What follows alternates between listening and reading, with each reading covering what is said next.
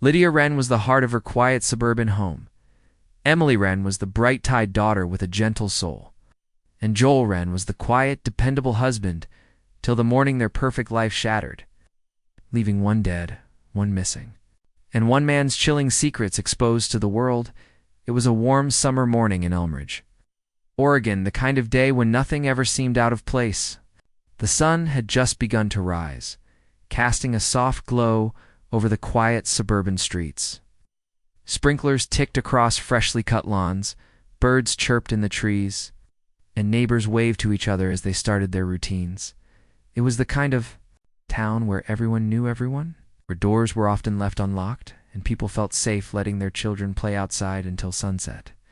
Nothing about that morning suggested it would be any different from the hundreds before it, until a young paperboy pedaled up to number 24 Maple Drive. He was doing his usual route, tossing newspapers neatly onto porches, when he noticed something odd. The front door of house number 24 stood wide open, just barely swinging back and forth in the gentle breeze. The boy slowed his bike. Something about the sight made his stomach tighten. That door, usually closed and tidy like the rest of the house, now looked out of place, like a broken piece in an otherwise perfect puzzle. He got closer, but didn't go inside. From the doorway, he could see enough to understand something was terribly wrong. Police were called just minutes later. When the first officer stepped into the home, the stillness was overwhelming. The living room was in disarray, cushions tossed from the couch, framed pictures smashed on the floor, and a crimson trail of footprints staining the pale carpet. It led up the stairs, where investigators would make the gruesome discovery. That changed the quiet town forever. Lying motionless on the staircase was Lydia Wren, 38 years old, mother and wife. She was dressed in her nightgown, her arms twisted unnaturally beneath her, with deep wounds across her chest and neck. Her expression was frozen in a moment of horror. It was a scene that stunned even the most seasoned officers, who said later that the violence didn't look real. It looked staged, too shocking, too deliberate. Lydia Wren had been well known in the community. She was the head librarian at the local public library and often led children's reading programs. She was warm, organized, and always present at school functions or charity events. Nothing in her life hinted at danger, conflict, or fear. She lived in the home with her husband Joel, a mild-mannered accountant, and their 15-year-old daughter Emily, who was a bright, quiet student with good grades and no history of trouble. But when police searched the house, both Joel and Emily were gone. At first, everyone feared the worst. Perhaps they had been kidnapped or attacked, taken from the home before Lydia was murdered. A town-wide search began. Roads were blocked off. Volunteers walked the woods and scanned the lakes. Nearby, the Wren home became the center of media attention. Cameras camped outside, reporters knocked on doors. But the question that echoed through every street in Elmridge was the same. What happened inside that house? And where were Joel and Emily? Disappearance of Joel and Emily Wren sent shockwaves through Elmridge. Within hours of discovering Lydia's body, police issued alerts across the county. Roadblocks were set up on major highways, and neighboring towns were contacted for any sightings. Search teams fanned out into the surrounding forests, moving through thick brush and winding trails in hopes of finding any trace of the missing father and daughter. Dive teams were sent into nearby lakes and rivers. Helicopters circled overhead. It was an all-out search. But as each hour passed without a clue, a chilling sense of dread settled over the town. At first, the community assumed the worst, that Joel and Emily had been taken, perhaps even murdered and hidden somewhere far from the home. The idea that they were victims, just like Lydia, seemed the only explanation that made sense. Friends and neighbors spoke of the Wrens as a normal, loving family. Joel was soft-spoken, private, and hardworking. Emily was quiet but polite, always helping her mother at community events. No one could point to a single reason why anyone would want to hurt them. Then came the first break in the case. 2 days after the murder, a truck driver in northern Nevada reported a suspicious encounter at a rural gas station. A man, disheveled and anxious, had paid for gas in cash and seemed to be avoiding eye contact. When shown a photo of Joel Wren on the news later that evening, the driver was certain it was the same man. Law enforcement confirmed the sighting, and by the next morning, Joel was in custody. He had been staying in a rundown roadside motel using a fake ID under the name George Keller. In his car, officers found several maps, camping gear, non-perishable, food, and over $8,000 in cash stuffed in a backpack. Most disturbingly, there was no sign of Emily, no trace of her clothing, no fingerprints in the car besides his own. It was as if she had vanished entirely. When questioned, Joel appeared calm, even cooperative at first. But the story he gave investigators changed every time they asked. At first, he claimed he had no idea Lydia was dead. He said he and Emily had gone camping and returned to find the house ransacked. But when pressed, he shifted. In a new version, he said he had dropped Emily off at a friend's house before heading out on a last-minute business trip. He couldn't remember the friend's name, couldn't remember what town. The inconsistencies began to pile up. Public opinion began to shift. Suddenly, Joel was no longer the grieving husband and father. He was the man who ran.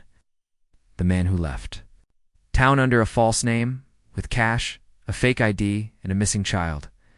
Investigators knew something wasn't adding up. Joel was hiding something, and until Emily was found, they couldn't be sure how much of the truth had already been buried with Lydia. Joel Wren sat in the small, gray interrogation room for hours. Detectives came and went, repeating the same questions in different ways, watching his reactions closely. At first, he held firm to his story. He had taken Emily on a camping trip, returned to find Lydia dead, panicked, and fled. But as the timeline unraveled and the evidence mounted, his version of events grew harder to believe. He couldn't explain the absence of his daughter's belongings. He couldn't name a single campsite they supposedly visited. And despite the horrifying scene at home, he showed no visible emotion. No grief, no confusion. It's just silence and contradiction. Eventually, the pressure broke him. Joel offered a new story.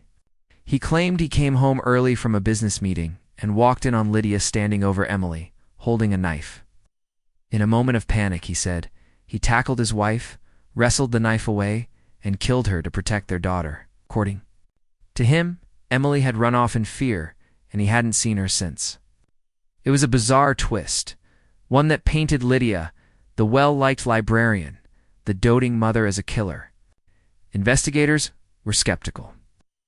The evidence at the scene didn't support his claims. There was no indication that Lydia had attacked anyone, no defensive wounds, no blood in her hands. The forensics suggested that she was ambushed, not engaged. In a struggle, still, Joel stuck to the story. But investigators weren't finished with the Wren house. A second, more detailed search was conducted, this time focusing on areas that might have been overlooked during the chaos of the initial investigation. It was during this search that they made a chilling discovery. Behind a shelving unit in the basement, detectives found a small door that led to a narrow crawl space. Inside, there was a thin mattress, several empty granola bar wrappers, a water bottle, and a crumpled sheet of lined notebook paper. The handwriting was messy but legible. It was signed Emily. The letter was brief, but every word hit like a hammer. In it, she wrote that her father had not been acting like himself. He had talked to walls, stayed up all night, became paranoid and short-tempered. She said she had started sleeping in the crawl space because she didn't feel safe in her room anymore. The final lines were the most damning. If anything happens to me or Mom, please look at Dad first. I don't think he's okay. The letter changed everything.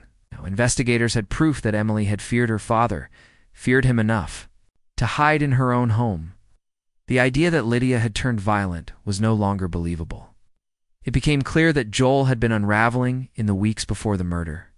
The image of the quiet, mild-mannered family man fell apart completely. He wasn't just a grieving husband who made bad decisions.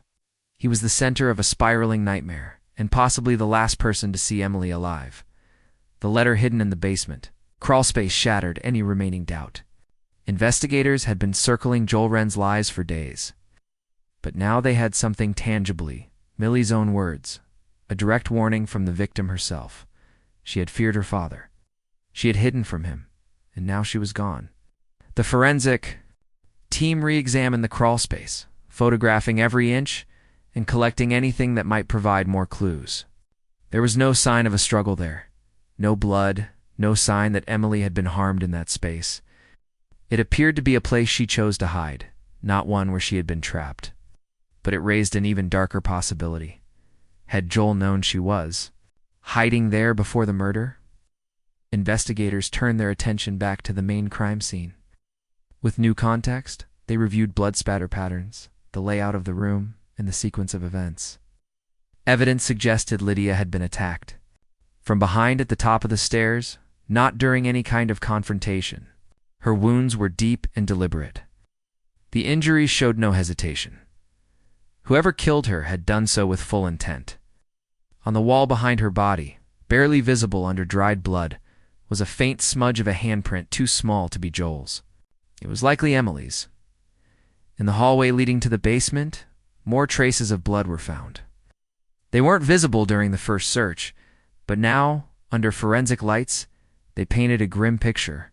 It seemed Emily had made it out of her room and toward the basement, leaving behind small drops of blood as she moved. Investigators believed she had been wounded, possibly while trying to escape. But again, after that point, all signs of her disappeared. There was no trail leading outside, no blood in the backyard, no footprints, nothing. Joel was confronted with the letter, the new evidence, and the blood trail. Still, he refused to give a clear answer. His behavior became more erratic. Sometimes he wept uncontrollably. Other times he sat in silence for hours, staring at the wall. When asked where Emily was, he responded with vague phrases. She's where she needs to be, or you'll never find her if she doesn't want to be found. These cryptic responses only deepened the mystery. Had he hidden her body so well it would never be discovered? Or was it possible, even in the slimmest chance, that she was still alive somewhere? Cadaver dogs were brought to the property. Excavation. Equipment tore up the backyard and parts of the foundation. The family's 2 vehicles were examined inch by inch. Every storage unit Joel had ever rented was searched. But Emily Wren had vanished without a trace. There was no body, no farewell message, no confirmed sighting. Only a terrified letter and a trail that ended in silence. In the absence of a body, prosecutors were cautious. But the circumstantial evidence was overwhelming. Joel Wren was charged with the murders of both Lydia and Emily, and though justice seemed to be closing in, one question haunted everyone involved. What really happened in the final moments inside that house? The trial of Joel Wren gripped the nation. Media outlets flooded Elmridge, turning the small town into the backdrop of a chilling courtroom drama. Every seat in the courthouse was filled, and people lined up outside just to get a glimpse of the man who had once been considered a devoted husband and father. Now, he sat behind the defense table, expressionless. As prosecutors laid out the case that painted him as a cold and calculated killer, the letter from Emily was presented early in the proceedings. It was a quiet moment in the courtroom as the page was read aloud. Her words, full of fear and dread, were simple but devastating. The jury listened closely, and many visibly reacted to the line, "Please look at Dad first." The prosecution detailed Joel's mental unraveling in the months before the murder. Witnesses testified that he had become withdrawn, paranoid, and obsessive. Former co-workers recalled conversations where Joel claimed people were watching him, that his house had hidden rooms and secret voices. One of Lydia's close friends took the stand and revealed that Lydia had confided in her just weeks before her death, saying she was worried about Joel's behavior but didn't know how to get him help. The most powerful testimony came from the forensic experts, who methodically explained the evidence blood trails, injury patterns, the hidden crawl space, and Joel's inconsistencies. Even without Emily's body, the puzzle pieces painted a terrifying picture. Joel's defense team argued that there was no definitive proof Emily was dead. Without a body, they said, there was always the possibility she had run away. They suggested she might have written the letter as a way to escape a strict household, or to frame her father after a family conflict. but the theory didn't hold. There was no evidence of a planned escape, no digital trail, no money taken, no clothes packed. Her disappearance was sudden, and it happened on the same night her mother was brutally murdered. The jury didn't need more than that. After a 4-week trial, Joel Wren was found guilty on both counts of murder. He was sentenced to life in prison without the possibility of parole. For many, it felt like justice. But for others, especially those who had known the Wrens, it felt incomplete. Emily's body had never been found. There was no gravesite, no closure, just an empty space where answers should have been. Years passed, but the memory of the case never faded. Maple Drive became a place people avoided. The house at number 24 remained abandoned, weathered and overgrown. No one wanted to live there. Some believed it should be torn down. Others insisted it should remain as a reminder of what happened. The story of the Wren family was retold in documentaries, true crime shows, and online forums, each trying to make sense of what drove a man to destroy his own family, but the real reason, the full truth, was never uncovered. And that is what made the murder scene unforgettable. Not just the horror of what was found, but the haunting weight of what was never found at all.